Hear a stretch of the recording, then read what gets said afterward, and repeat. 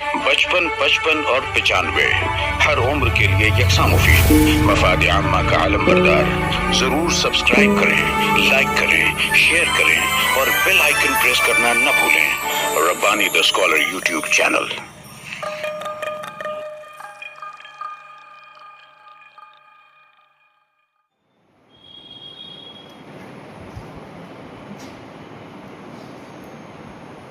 آئیے دوسرے قلمکار کی جانب ہم چلتے ہیں.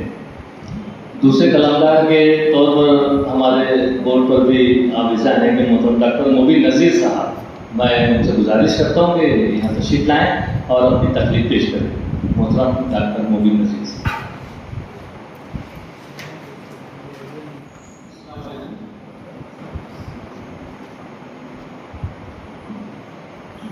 ایک مزاحیہ مضمون ہے جس کا عنوان ہے خود ساختہ مفتی صاحبان. خود ساختہ مفتی صاحبان کہتے ہیں کہ ایک میان میں دو تلواریں نہیں رہ سکتی، لیکن ہر مسجد میں کئی خود ساختہ مفتی، چند قاضی، دو چار سردار اور ایک آدھ چودھری ضرور ہوتا ہے. ان میں سے ہر ایک کا اپنا اختصاص ہوتا ہے. کوئی امام اور مؤذن کے پیچھے لٹ لیے دوڑتا ہے، کوئی مکتب کے معلم اور خادم کی ناک میں دم کیے رہتا ہے، تو کسی کو معصوم بچوں سے بیر ہوتا ہے. خود ساختہ مفتیوں کو جانچنے کا آسان طریقہ یہ ہے کہ ان سے دعائے قنوت، دعائے معصورہ یا نابالغ کی نماز جنازہ کی دعا سن لے.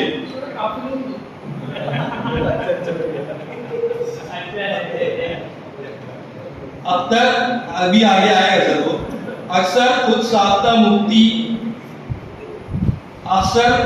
مفتی بغلیں ڈھانپنے لگیں گے. گزشتہ رمضان المبارک کا ذکر ہے. ایسے ہی ایک مفتی مسجد امام تراویح پر تبصرہ فرما رہے تھے کہ نہ جانے کس مدرسے سے حفظ کیا ہے، ہر سال ان کو سورہ کافرون میں لقمہ لگتا ہے. ایک محفل میں بیٹھے ایک نوجوان نے فوراً عرض کیا، تو کل سے آپ سنا دیا کیجیے حضور. میں کیوں سناؤں؟ نذرانہ بولیں اور سناؤں میں. نوجوان بھی طاق میں تھے، کہنے لگے اچھا آپ ابھی مکمل سورہ کافرون سنا دیں اور 2551 روپے سکہ رائج الوقت نقد نذرانہ لے لیں. بولے منظور ہے. سب نے اپنی اپنی جیب سے رقم نکال کر سامنے رکھ دی. جی ہاں، قبول ہے، قبول ہے، قبول ہے. مفتی مسجد فوراً بول اٹھے اور تلاوت شروع کی. ابتدا تو بڑی شاندار تھی، لیکن آیات متشابہات پر پہنچتے ہی رفتار ایسی ڈگمگائی کہ 4-5 مرتبہ دہرانے کے بعد بھی سورہ مکمل نہیں کر سکے. موقع کی نزاکت کو بھانپتے ہوئے پسپائی اختیار کی اور میں کہاں رکتا ہوں عرش و فرش کی آواز سے کہ مصداق ایسی تیزی سے مسجد سے نکلے کہ دیکھتے ہی نظروں سے اوجھل ہو گئے. پیچھے سے آوازیں آتی رہی، مفتی صاحب، او قاری صاحب، نذرانہ کو لیتے جائیں. مگر ہاں جناب، تو یہ جا وہ جا. اکثر امام، مؤذن اور خادم اس قسم کے لوگوں کو برداشت کرتے رہتے ہیں. اکثر امام، مؤذن اور خادم اس قسم کے لوگوں کو برداشت کرتے رہتے ہیں، لیکن جب ان کے صبر کا پیمانہ لبریز ہو جاتا ہے تو وہ ساری کسر ایک ساتھ پوری کر دیتے ہیں. ایک دن فجر کے بعد ایک خود ساختہ مفتی محلہ نے بجلی کے بڑھتے ہوئے بلوں پر مؤذن صاحب کو طویل خطبہ دے دیا. مؤذن صاحب نے اس کا حل یہ نکالا کہ جہاں کہیں مفتی مذکور سنن و نوافل میں مشغول دکھائی دیتے، ان کے آس پاس کے پنکھے بند کر دیتے. ایک اور فتویٰ باز اپنی چستی اور پھرتی کا مظاہرہ کرنے کے لیے عین امام صاحب کی پشت پر کھڑے ہوتے اور امام صاحب کے مصلی پر آنے کا وقت اسٹاپ واچ کی طرح نوٹ کرتے رہتے۔ کسی نماز میں امام صاحب 2-4 منٹ لیٹ ہو جاتے تو اپنے ہم نوا مصلیوں کے ساتھ پوری مسجد سر پر اٹھا لیتے۔ ایک دن فجر کی نماز میں امام صاحب کا وضو ٹوٹ گیا۔ انہوں نے اپنی پشت پر کھڑے مفتی موصوف کا ہاتھ پکڑا اور مصلی پر کھڑا کر دیا۔ شریعت کے محافظ پر گویا آسمان ٹوٹ پڑا۔ کچھ سمجھ میں نہ آیا کہ اچانک منصب امامت سے کیسے سرفراز ہو گئے۔ چنانچہ گھبراہٹ میں وہ بھی امام صاحب کے پیچھے پیچھے چل پڑے۔ اس کے بعد ان کی مسجد بدل گئی اور امام و مؤذن کے متعلق ان کا نظریہ بھی۔ ایک اور پرانے مصلی ہیں جنہیں آپ گشتی دارالفتہ بھی کہہ سکتے ہیں۔ مسجد کے پیچھے رہتے ہیں اور مصلیان کے پیچھے پڑے رہتے ہیں۔ مسجد کو اپنا ہی گھر سمجھتے ہیں۔ نماز میں موجود ہو یا نہ ہو، برش غسل اور قیلولہ کے لیے پابندی سے مسجد میں حاضر ہوتے ہیں۔ بچوں اور نوجوانوں کو بلا وجہ نصیحت کرنا ان حضرات کے نزدیک فرض عین ہے۔ ایک مرتبہ ایک خود ساختہ اہل فتویٰ نے چند نوجوانوں کو موبائل میں قرآن پاک پڑھنے پر ڈانٹ دیا تو جینزی نے اسی موبائل پر مختلف دارالفتہ کے سینکڑوں فتاووں سے ان کا منہ بند کر دیا۔ اسی قبیل کے حضرات اکثر یہ فتویٰ بھی جاری کرتے ہیں کہ نماز تو امام صاحب پر بھی فرض ہے، پھر وہ تنخواہ کیوں لیتے ہیں؟ ایک مسجد کے امام صاحب ذرا تیز مزاج تھے۔ انہوں نے جمعہ کی نماز میں اعلان کر دیا کہ اگر ان میں سے کوئی شخص 40 دن تک مسلسل تکبیر اولیٰ کے ساتھ صف اول میں 5 نمازیں پڑھ لے تو میں اگلے مہینے سے فی سبیل اللہ امامت کروں گا۔ کچھ فتویٰ بازوں نے جوش میں چیلنج تو قبول کر لیا، مگر چند ہی دنوں میں ان کی فتویٰ بازی کا بخار اتر گیا۔ امام اور مؤذن کی آتم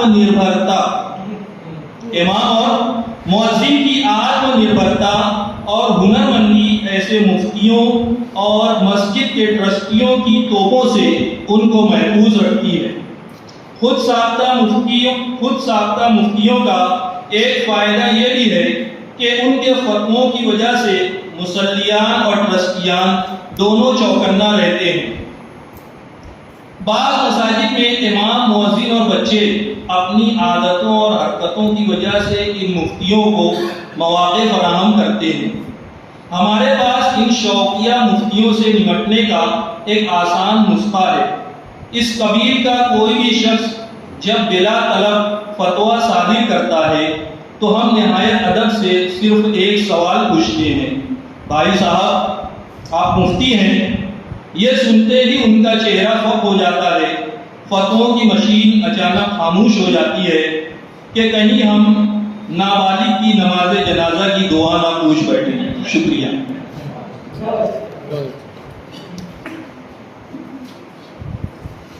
خود ساختہ مفتی اس عنوان پر اپنا مفتی صاحبان اس عنوان پر اپنی تقریر یہاں پر پیش کر رہے تھے۔ اس پر جو صاحبان بھی تبصرہ کرنا چاہیں انہیں چاہتے ہیں۔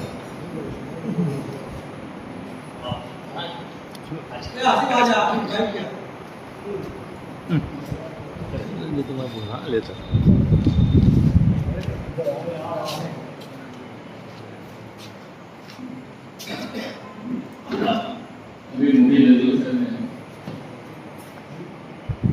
وہ شاعریہ پڑھا، مداحیہ مضمون پڑھا، خود ساختہ مفتیان کا بہت اچھا، بہت شگفتہ رہا۔ یہ مسجدوں میں بے شمار لطائف ملیں گے آپ کو، لیکن میں جلدی کوئی ہمت نہیں کرتا ہے۔ مومن صاحب نے بہت بچ کے اور بہت اچھے ڈھنگ سے اس کو پیش کیا، میں مبارکباد پیش کرتا ہوں، اور بہت ہی اچھا لگا، دلچسپ ہے اور شگفتگی سے بھرپور ہے۔ بہت بہت مبارک ہوں۔ مار مت دینا تو رکشے جیسا پریشان ہو۔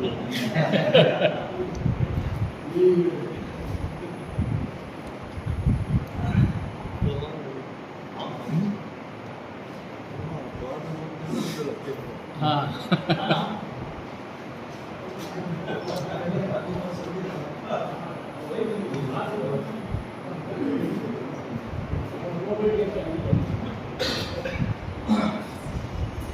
प्रोफेसर मुबीन नज़ीर ने अभी जो दिया मजमून पेश किया वो भी अच्छा है, और मस्जिद के जो इन्होंने नक्शा खींचा है मुझे बड़ा लुत्फ आया, क्यों ऐसे ही होता है मस्जिद में। और ये इन्होंने जो कहा ना इमाम की तनख्वाह के ताल्लुक से, या उन्होंने दावा किया कि 40 दिन में पढ़े, तो मुफ्ती साहब के साथ ये वाक़या पेश आया, कि मुफ्ती साहब था, हाँ उनके साथ ये मामला पेश आया। और यकीन मानो, देखो अपनी मस्जिद में कैसे बोलते हैं कि भाई बच्चे जो हैं, है ना, बल्कि एक हदीस है कि मस्जिद को बच्चों और पागलों से बचाओ। अब छोटे छोटे बच्चे लेके आ जाते हैं और मेन सब में लगा देते हैं, अब बोले तो कौन बोले। अच्छा, बहुत से लोगों ने देखा हो मैं क्लिप में, तो बोलते हैं बच्चों को निकालना नहीं चाहिए। अब मेरी समझ में नहीं आता कि बच्चे छोटे इधर पूरी सब में आगे घुसा दिए। अभी 1 महीना पहले की बात है, मैंने इधर इशारा कर दिया कि यार बच्चों पीछे चले, ऐसे वापस से लेकिन उसका बाप खड़ा था, मुझको इधर पूरा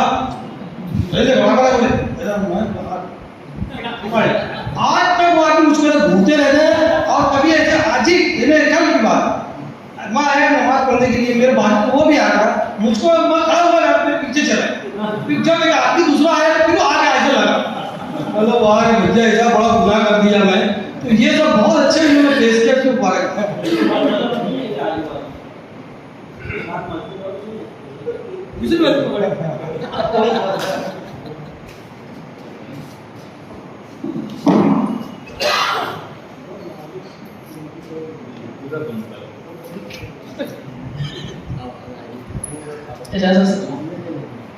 डॉक्टर मुबीन नज़ीर साहब ने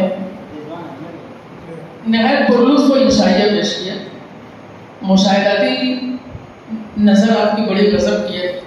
इख्तिराई इस्तिलाहात का आपने जो मौका महल के हिसाब से जुमलों की मुनासबत से जो आपने इस्तेमाल किया है, ये वाकई ये आपका खासा अब बनने लगा है। पूरा मजमून शगुफ्तगी से मामूल है और बहुत प्यारा मजमून, इसकी जितनी तारीफ़ की जाए कम है। और ख़ास बात यह कि तवालत का बिल्कुल भी एहसास नहीं हुआ है। तो मतलब ये कि दिलचस्पी शुरू से आखिर तक इसलिए मतलब सुनने वालों की कायम रही कि आपने बहुत ही चुस्त, बहुत ही कॉम्पैक्ट मजमून लिखा, और हमने यहाँ पे महसूस किया कि मजमून को सुनते वक्त, इन शायरियों को सुनते वक्त हर किसी के चेहरे पर इसलिए शगुफ्तगी चली आई क्योंकि हर किसी को इस तरह के इत्तेफाकात का और ऐसे वाक़यात का सामना होते रहता है। एक कामयाब इंशाइया नगारी के लिए मैं आपको दिली मुबारकबाद पेश करता हूँ।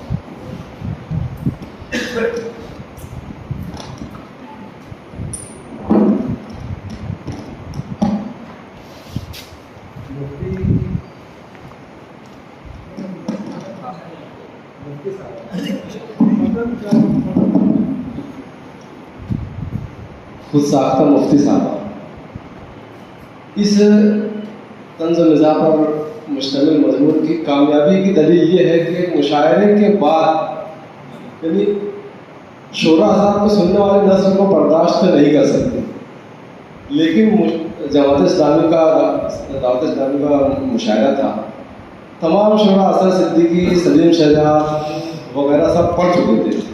उसके बाद ये मजमून पढ़ा गया था और लोगों ने पहले इजहार ऐसा किया था कि हम सुनने को तैयार है नहीं, लेकिन जब उन्होंने इस मजमून को पढ़ा था तो ऐसे ही सुना गया था जैसे हमने भी सुना है। यानी बहुत बुलंद और सिर्फ मिज़ा नहीं, उसके अंदर तंज की काट भी मौजूद है। आप महसूस कर रहे हो चलते चलते वो नस्तर भी चुभ जाते हैं, लेकिन तज़लीम के लिए नहीं, तामीर के लिए, तकरीब के लिए नहीं, तामीर के लिए। तो फनकार को जब तंज मिज़ाज लिखना होता है तो उसको ये काम करना चाहिए जो मुबीन नज़ीर साहब ने किया। मैं बहुत मुबारकबाद है।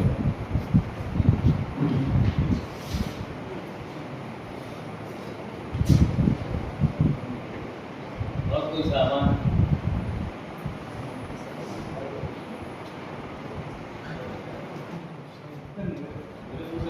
और कोई मुफ्ती